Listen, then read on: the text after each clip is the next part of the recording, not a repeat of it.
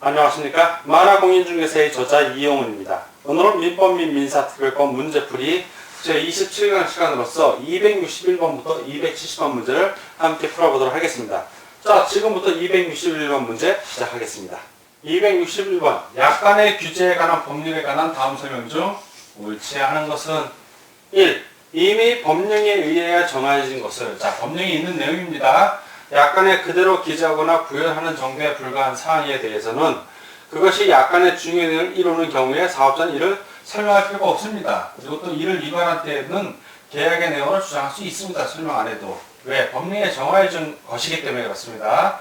틀렸습니다. 두 번째, 은행 거래 약관에서 예금 채권에 관한 양도 금지의 특약을 정하고 있는 경우 은행이 이에 관해 설명을 하지 않은 상태에서 예금 계약을 체결할 때에는 은행은 그 특약을 예금 계약의 내용으로 주장할 수 없다. 대법원 판례입니다. 3번, 계약의 성질상 설명이 현저하게 곤란한 경우에는 사업자의 설명 의무가 면제된다. 약관법 3조에 나와 있는 조항입니다.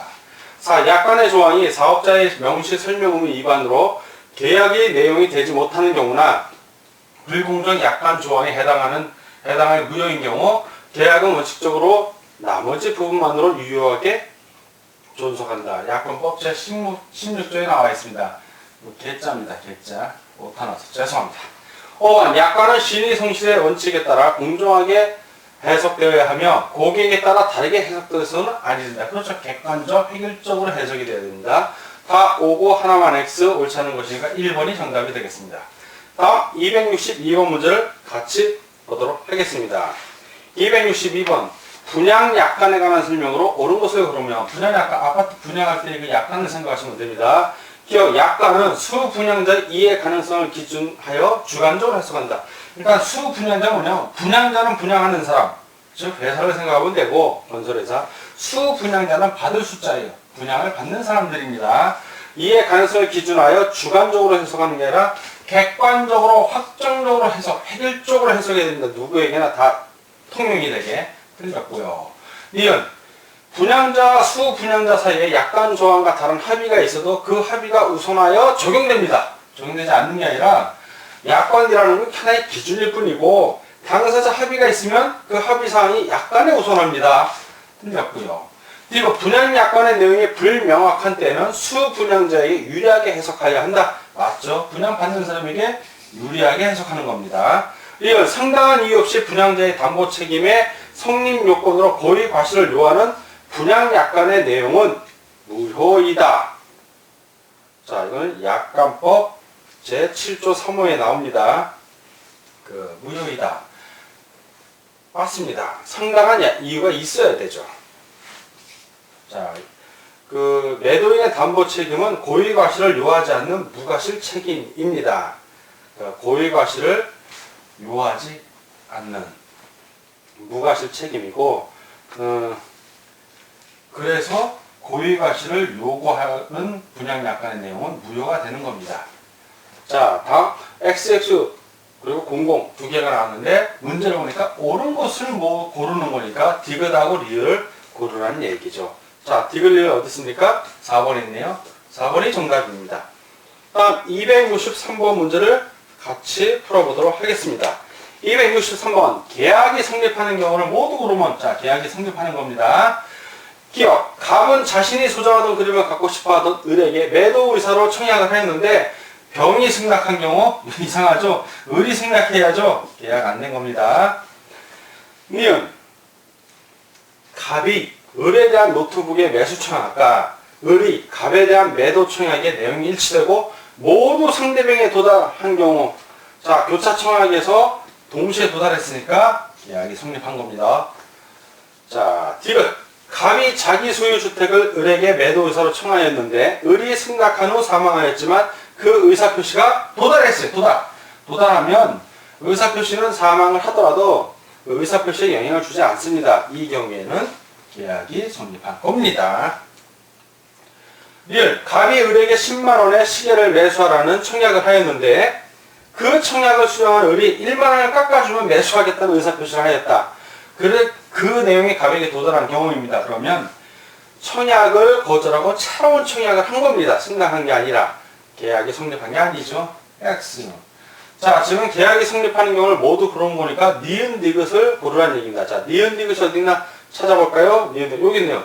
2번. 263번은 2번이 정답입니다. 264번. 계약의 성립과 관련된 옳은 설명을 모두 고른 것은 자, 당사자 사이에 계약의 내용을 이루는 본질적 사항이나 중요 사항에 관해 구체적으로 의사의 합치가 있으면 계약이 성립한다. 맞는 내용이죠. 니은 계약서를 작성하지 않은 건물 임대차 계약은 무효이다. 임대차 계약은 불효식 계약이라 계약서를 작성해도 되고 안 해도 됩니다. 유효합니다. 유효. 틀렸죠. 그리고 계약 교섭의 부당한 중독하기가 불법 행위를 구성하는 경우 신뢰 손해에 한정해서 손해배상을 청구할 수 있다는 것이 판례이다. 예, 판례. 대법원 판례. 맞습니다. 2001년도. 리을 교차 청약의 경우 후에 청약이 발송된 때에 계약이 성립한다. 언뜻 보면 맞는 것 같아요. 후에 청약이 발송이 아니라 항상 도달입니다. 도달한 때에 계약이 성립한다. 틀렸습니다. 기억과 디귿이 맞는 설명이니까 기억 디귿을 찾으라는 얘기죠. 자, 기억 디귿 어디 있나 보니까 2번에 있군요. 2번이 정답이 되겠습니다. 다음 265번 문제가 되겠습니다. 265번 계약 성립의 요소로서 청약과 승낙의 의사표시에 대한 설명으로 틀린 것은 틀린 것을 고르는 문제입니다. 1. 청약은 구체적 확정적 의사표시여야 한다. 맞습니다. 2. 청약자가 청약을 할 때는 청약과 동시에 승낙기간을 정해야 한다. 정해도 되고 안 해도 됩니다. 틀렸습니다. 청약자 마음입니다. 반드시 꼭 이렇게 해야 된다는 것은 없습니다. 3. 청약은 불특정 다수인에 대하여 할 수 있으나 승낙은 반드시 청약자에 대하여 한다. 그렇죠. 그래야 계약이 되니까. 4. 청약에 대하여 조건을 붙여서 승낙한 경우 청약의 거절과 동시에 새로 청약한 것으로 본다. 맞습니다. 5번 교차 청약이 성립하기 위해서는 두 개의 청약이 서로 내용상 합치하여야 한다. 그렇죠. 내용이 합쳐야 됩니다. 다 맞고 하나 X 틀린 걸 구하니까 265번 2번이 정답이 되겠습니다. 다음 266번 문제를 보겠습니다.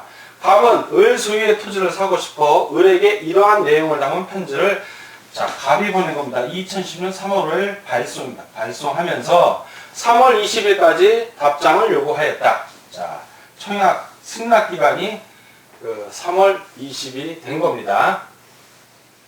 3월 7일 편지를 받은 을은 갑이 제시하는 가격에 토지를 팔겠다는 편지를 3월 12일에 발송을 합니다. 발송하였습니다. 그런데 우체국의 잘못으로 을의 편지는 3월 22일에 도착했습니다. 즉 3월 22일 승낙 기간을 넘어서 도착한 거예요. 갑은 이러한 연착에 대한 통지를 하지 않았다. 자, 연착됐다는 걸 통지 안 했으면 이거는 3월 20일까지 승낙 기간에 들어온 걸로 보는 겁니다. 그 책임을 갑이 지기 때문에 매매 계약이 성립할 때는 언제 했냐? 자, 이 문제는 격지자간, 격지 서로 떨어져 있다는 얘기입니다. 격리되어 있는 사람들 사이에 격지자간의 의사가 언제 계약이 성립하냐 이건데 의사표시의 발송이냐 도달이냐 문제입니다. 자, 우리 민법은 의사표시의 도달주의를 원칙으로 하지만 격지자간에는 어떻다 예외적으로 발송주의를 취한다. 그러니까 승낙에 대해 청약에 대해서 승낙을 하면 계약이 성립하는데 갑은 청약을 3월 5일 날 했고 을은 승낙을 했는데 그 발송 시점이 언제예요? 3월 15일이잖아요. 그러니까 3월 12일이 계약이 성립한 겁니다. 왜? 연착은 됐지만 연착에 대한 통지를 갑이 안 했기 때문에 계약이 성립한 것입니다. 따라서 3월 12일 3번이 정답이 되겠습니다. 다음 267번 문제를 보도록 하겠습니다. 267번 2006년 10월 23일 갑은 을에게 X 건물을 1억 원에 팔겠다고 이메일로 청약하면서 10월 27일 18시까지 매수 여부를 알려달라고 했으며 그 메일은 을에게 도달하였다. 자, 도달하였습니다. 다음 중 틀린 것을 고르는 문제입니다. 1. 청약에는 계약 내용을 결정할 수 있을 정도의 사안이 포함되어야 한다. 이건 당연한 얘기 써놓은 거고요. 2. 갑은 10월 27일 18시까지 즉 승낙기간이죠. 승낙기간까지 청약을 처리할 수 있다? 없다죠. 일단 상대방에게 의사표시가 도달하면 그 후에 도달한 후에는 처리할 수 없습니다. 도달하기 전에 처리를 해야 됩니다. 틀렸고요. 3. 을이 9천만 원이면 사겠다고 갑에게 보낸 이메일이 10월 24일 14시에 도달했다면 새로운 청약으로 본다. 맞습니다. 거절한 겁니다. 그리고 새로운 청약을 한 거고. 자, 10월 27일 20시경에 갑에게 이메일로 보내진 을의 승낙을 갑은 새 청약으로 볼 수 있다. 그렇죠. 18시까지 보내는데 20시에 보냈으니까 새로운 청약으로 볼 수 있는 겁니다. 5. 만일 갑이 10월 25일 돌연 사망하였더라도 청약은 그 효력을 상실하지 않는다. 그렇죠. 이미 의사표시를 했으니까 사망 여부와는 관련이 없습니다. 다 오고 하나만 X 틀린 것이니까 267번은 2번이 정답이 되겠습니다. 다음은 268번 문제를 같이 보도록 하겠습니다. 268번 계약의 성립에 관한 설명으로 틀린 것은 1번 격지자 간의 계약은 승낙의 의사표시가 청약자에게 도달하면 그 발송 시점에서 성립한다. 맞죠? 격지자 간에는 발송주를 취하고 있다. 두 번째, 당사자 사이에 동일한 내용의 청약이 교차한 경우 두 청약이 모두 도달한 때 계약이 성립한다. 즉, 늦게 계약한 게 기준이 된다는 얘기입니다. 맞는 얘기죠. 3. 계약에 적용되는 법령과 동일한 법령과 동일한 약관 내용이 법령과 동일하면 설명할 필요가 없는 겁니다. 약간 중요한 것이면 사역자의 설명 의미가 면제됩니다. 틀린 내용은. 4. 약관의 일부 조항이 무효이더라도 계약은 나머지 부분만으로 유효함이 원칙이다. 맞습니다. 5. 행위자와 명의자 중 누가 계약 당사자인가에 관해 행위자와 상대방의 의사가 불일치하면 합리적인 상대방의 관점에서 계약 당사자를 정합니다. 맞습니다. 다 오고 하나만 해서 틀린 것을 구하니까 268번은 3번이 되겠습니다. 다음 269번 문제를 보도록 하겠습니다. 269번 미국이 매도인 A는 미국인이에요. 홍콩의 매수인 B와 중국에서 1,000달러 상당의 물품 계약을 체결하였다. 나중에 알고 보니 A는 미국 달러로 B는 홍콩 달러로 계약을 체결하였다. 달러입니다. 달러로 계약을 체결하였다. 이 경우 가장 관련이 깊은 것은 지금 A는 미국 달러, B는 홍콩 달러니까 이거는 착오가 있는 겁니다. 이거는 완전히 합의가 없는 거죠. 무의식적으로 서로 의식은 못한 거죠. 무의식적으로 합의를 했다 안 했다? 안 했다. 불합의라고 그래요. 무의식적 불합의. 무의식적 불합의가 되면 계약은 성립을 안 합니다. 합의가 안 돼 있기 때문에. 이런 무의식적 불합의를 뭐라고 그러냐? 숨은 불합의. 숨어있다 해서 숨은 불합의라 합니다. 안 불합의, 알고 있는 불합의는 뭐냐면 이거는 이제 의식적 불합의라고 해서 청약을 했는데 그 청약에 대한 새로운 조건을 붙여서 청약하는 거. 뭐 1억에 내가 1억에 당신 물건을 사고 싶습니다. 라고 청약을 했는데 상대방이 1억 1,000만 원이면 내가 팔겠어. 이러는 경우죠. 그런 것이 바로 의식적 불합의입니다. 이런 건 새로운 청약이라고 하죠. 자, 5표시 무효의 원칙은 A 물건을 사기로 했는데 산다고 A 물건을 사기로 해놓고 계약서에 쓰기는 B 물건을 쓴다든가 A 물건 사기로 했는데 등기는 B 물건을 한다든가 이런 경우입니다. 그러면 표시를 잘못했기 때문에 5표시 무효. 잘못 표시된 거는 해를 주지 않는다. 원래 계약 의도한 대로 계약이 성립한다는 뜻입니다. 자, 269번 여기서의 합의는 무의식적 불합이기 때문에 숨은 불합이고 이런 경우에는 계약이 성립 안 합니다. 269번은 3번이 정답이 되겠습니다. 다음 270번 문제를 같이 보도록 하겠습니다.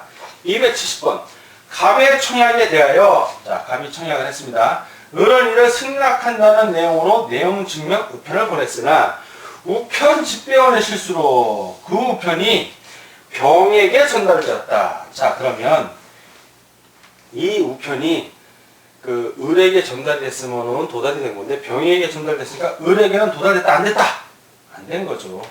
자, 병은 그 우편을 후지탱이 받았다. 자기가 아니니까. 이 경우 을의 승낙의 효력을 올바르게 승낙한 것은 자, 을이 승낙한 거는 도달했다 안 도달했다? 안 도달했다? 부도달이에요. 부도달. 의사표시는 도달을 해야 효력을 발휘하지 도달하지 않으면 의사표시 효력이 발휘 안 합니다. 도달 안 했기 때문에 아무런 효력이 없어요. 그냥 아무런 효력. 뒤에 거 읽어볼 것도 없습니다. 아무런 효력이 없다. 그래서 답은 올바르게 설명하다가 1번이 되는 것입니다. 자, 수고하셨습니다.